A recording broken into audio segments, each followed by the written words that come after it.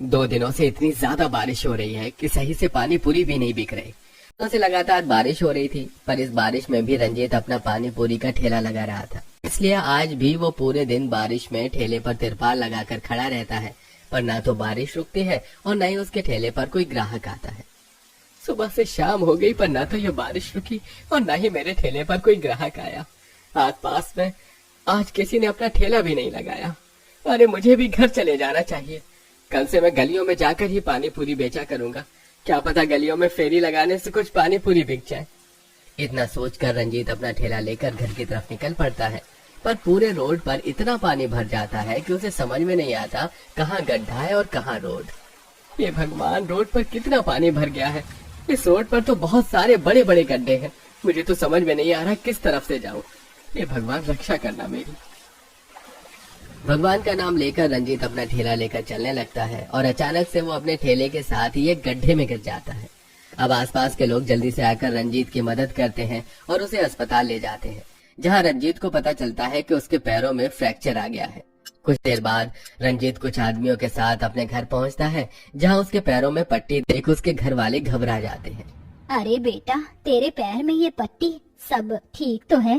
भैया, क्या हो गया आपको? मैं ठीक हूँ, पर अब मैं अपना पानी पूरी बेचने का काम नहीं कर पाऊंगा, क्योंकि मेरे दोनों पैरों में फ्रैक्चर है और डॉक्टर ने मुझे 6 महीने बिस्तर से ना उठने की सलाह दी है। अरे मुझे तो फिक्र हो रही है, अब मैं आप लोगों का पालन पोषण कैसे करूंगा। बेटा, पापा को डॉक्टर ने आराम करने के लिए बोला है, और जब तक पापा ठीक नहीं हो जाते तुम मेरे और दादी के साथ चल लेना स्कूल। भाभी, वो सब तो ठीक है, पर अगर भैया पानी पूरी नहीं बेचेंगे तो अपना घर कैसे चलेगा? अब तो बारिश का मौसम भी आ गया है, आप भी प्रेग्नेंट हैं। इस मौसम में तो घर से बाहर निकलना भी मुश्किल है, और ऊपर से हमारे घर की छत भी कमजोर है, ये कभी भी टूट सकती है।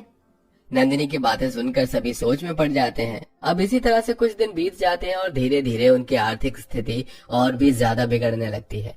उठ जाओ, चलो जल्दी से स्कूल के लिए तैयार हो जाओ, इससे पहले कि बारिश शुरू हो जाए।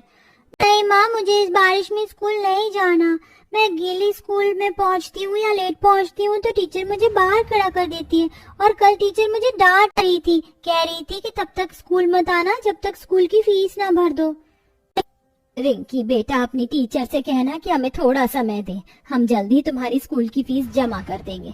अब चलो जल्दी से तैयार हो जाओ, आज तुम्हें मैं स्कूल छोड़ कर आऊंगी। इतना बोलकर आशा रिंकी को अपने हाथों से स्कूल के लिए तैयार करती है और उसे स्कूल लेकर चली जाती है। अरे निशा बेटा, रंजीत के बारे में सुनकर बहुत दुख हुआ। वैसे अब रंजीत की तबीयत कैसी है? तबीयत तो उनकी ठीक है काकी, पर वह अपने बिस्तर से हिल नहीं सकते, पैर में फ्रैक्चर जो है। ये तो बहुत बुरा हुआ निशा बेटा, बेचारे रंजीत के तो दोनों पैर में ही फ्रैक्चर आ गया।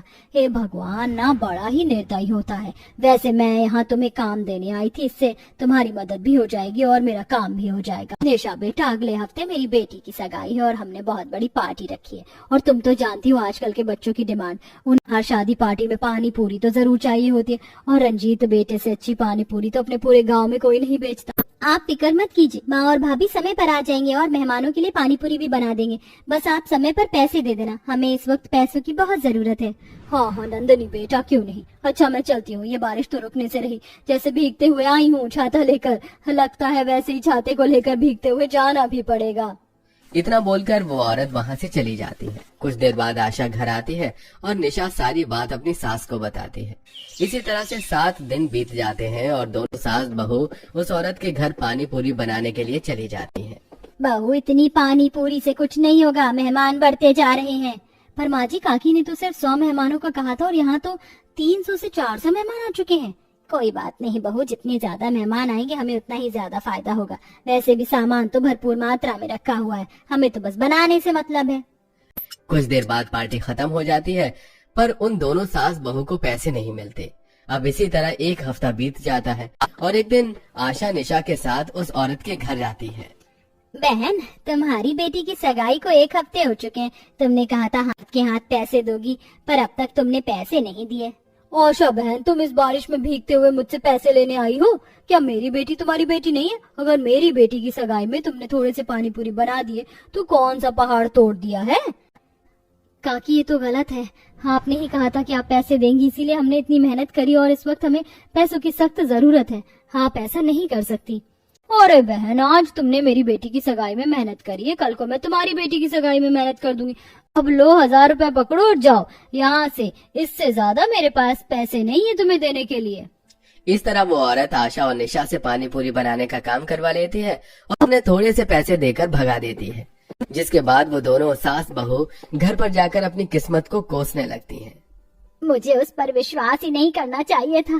सारे गांव वाले बिल्कुल सही कहते हैं, वो एक नंबर की लालची और मक्कार औरत है। माँ दुखी क्यों होती हो? और वैसे भी मेरे कहने पर ही तो आपने वहाँ काम किया था। मैं तो कहती हूँ, जब आप दोनों को इतनी अच्छी पानी पूरी बनानी आती है तो आप दोनों ही क्यों नहीं भैया की तरह पानी पूरी बेचने का काम शुरू कर देती।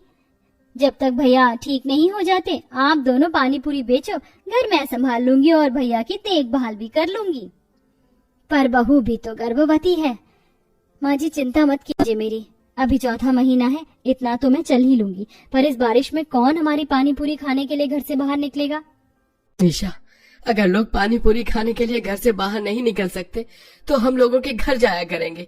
मैंने उसी दिन सोच लिया था कि मैं अब एक जगह खड़े न होकर गली गली जाकर पानी पूरी बेचूंगा, पर मेरे साथ उसी दिन ये हादसा हो गया। हाँ भाभी, भैया आप बिल्कुल सही कह रहे हैं। ऐसे बारिश के मौसम में ही तो चटपटी चीज खाने का दिल करता है। अगर आप लोगों के घर घर जाकर पानी पूरी बेचोगे तो जरूर कमाई होगी, और अगर नहीं भी होगी तो भी हम कोशिश करने से पहले हार नहीं मान सकते। बहू रंजीत और नंदिनी बिल्कुल सही कह रहे हैं। तेरे ससुर जी भी तो पहले गलियों में जाकर ही पानी पूरी बेचा करते थे। अब हमें अपना पूरा बिजनेस फिर से शुरू करना होगा। तू मेरे साथ कभी कभी चलना। मैं तब तक काम करूंगी जब तक मैं ठीक हूँ। कुछ होगा तो मैं आपको जरूर बताऊंगी। वैसे आप बिल्कुल सही कह रही हैं, हमें अभी 1000 रुपए मिले हैं। हम इन पैसों से ही पानी पूरी बनाने का सामान लेकर आते हैं और हम आज से ही अपना ठेला लगाना शुरू कर देंगे। इतना बोलकर निशा अपने सास के साथ पन्नी ओढ़कर बारिश में भीगती हुई मार्केट जाती है। पानी पूरी वाली, पानी पूरी ले लो। इस बारिश के मौसम में हम सास बहू पानी पूरी वाली आ गई हैं आपके घर। अब घर बैठे बैठे पानी पूरी के मजे लें सिर्फ 10 रुपए में। अच्छा वो आंटी जो पानी पूरी लेकर यहाँ आ गई। मेरा बहुत दिनों से पानी पूरी खाने का दिल कर रहा था, पर माँ मुझे इस बारिश में कहीं जाने ही नहीं दे रही थी। आशा जल्दी से बच्चे को पानी पूरी पैक करके दे देती है। दिनों बाद गली में कोई पानी पूरी वाली आई है। आंटी जल्दी से 10 रुपए की पानी पूरी खिला दो। हाँ बेटा, अभी खिलाती हूँ। अब आशा जल्दी से उस लड़की को 10 रुपए के पानी पूरी खिलाती है और अपना ठेला लेकर आगे बढ़ जाती है। इस तरह पूरे दिन दोनों सास बहू बारिश में भीगते हुए पानी पूरी बेचती हैं। तो आज पहले ही दिन हमने 1000 रुपए की कमाई कर ली। जो 1000 रुपए हमने पानी पूरी बनाने में लगाए थे वो वसूल हो गए, और अब भी हमारे आधे से ज्यादा पानी पूरी रखे हुए हैं। हम इन्हें कल भी बेचेंगे। माँ जी, अगर भगवान ने चाहा तो रंजीत जी के ठीक होते होते हम दोनों सास बहू पानी पूरी बेचकर अपना घर अच्छे से चला लेंगे। अब इस तरह दोनों सास बहू मिलकर घर में ही पानी पूरी बनाती और नंदिनी अपनी भतीजी और भाई का ख्याल रखती थी।